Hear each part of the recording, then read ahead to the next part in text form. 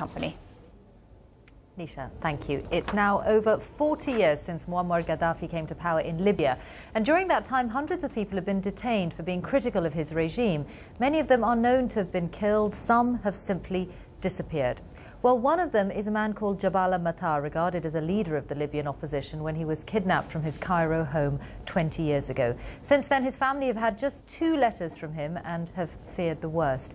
But recently, there was a sighting of Jaballa Matar in a Tripoli prison, raising hopes that he may still be alive. Well, Jaballa Matar's son is the award-winning novelist Hisham Matar, who now lives in London, who has been campaigning to find out the truth about his father's fate. He's with me here in the studio. Hisham Matar, start at the beginning. How did your father's activism and his opposition to Gaddafi begin? Well, we moved to Egypt as a family in 1979, and my father became critical after that of various things that were happening in Libya, mainly the decimation of civil society, the restriction of the independence of the courts and of the press. And he joined the various groups that were in exile. And he would have known that that was a dangerous thing to do. Yes, I mean, it was, several people had been killed or kidnapped from the opposition, so it was clear to anyone, criticizing Gaddafi abroad that it was a dangerous thing to do. But we felt safe in Egypt, and he felt safe in Egypt. But in 1990, in March 1990, he was taken from his home, kidnapped, and we didn't know where he was. Literally, there was a knock at the door and he was taken away. Yes, he was taken away by Egyptian Secret Service persons, and we were told by them that he was being kept in Egypt, and that it would be advisable for us not to make too much of a fuss about it. So we were in a very difficult position as a family, because we believed that he was in Egypt, and we believed that anything that we would do would harm his safety. And we lived under this myth for 2 years. How do you know that he ended up in Libya? Because after 2 years, we received a letter that had been smuggled out of Abu Slim prison, written by my father.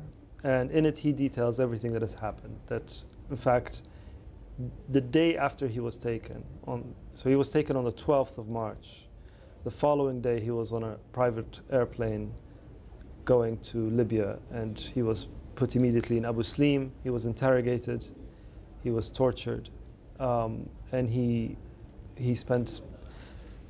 We know that he was in Abu Slim until 1996, because we have various sightings that confirm that. But then the information stopped in 1996. And that really worried us, because in June 1996, there's what is now referred to as the massacre of Abu Slim, where 1,200 political prisoners were executed in the space of about 6 hours. And so we thought the worst. But then recently, a sighting positioning him in another prison in 2002 came through. Which is what gives you hope. But now, you're a British citizen. Britain since 2003 has been engaged in a policy of engagement with Libya. Has that made any difference? Do you hope that might make a difference? It hasn't made a tangible difference for us personally, for my family and our quest to find the whereabouts of my father. It hasn't really, there isn't really evidence to show that it's made a difference in a human rights front at all.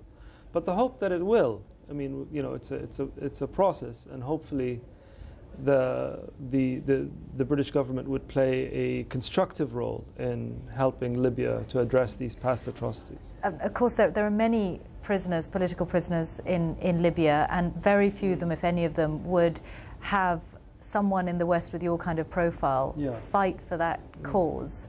So I don't want to use the word lucky, obviously, in the case of your father, but you are using your profile for him in a way that others are not able to do.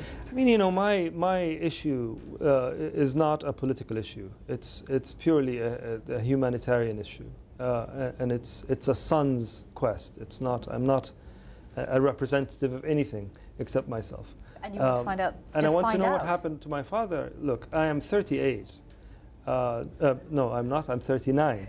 But this happened when I was 19. So more than half of my life has been spent in this waiting room. And I think I deserve the dignity of knowing what has happened to my father. Is he alive? Is he dead? I want to know the truth.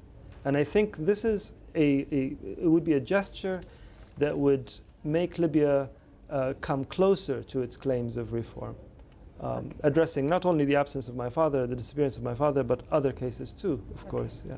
Hisham Matar, thanks very much for your time. Well, we have been asking the Libyan embassy here in London for a response to the case of Jaballa Matar. They have not as yet given us that response. And if you'd like to know more about Hisham Matar's writing, have a look at bbc.com, because his award-winning novel is covered there. It's called In the Country of Men. Now, he is British.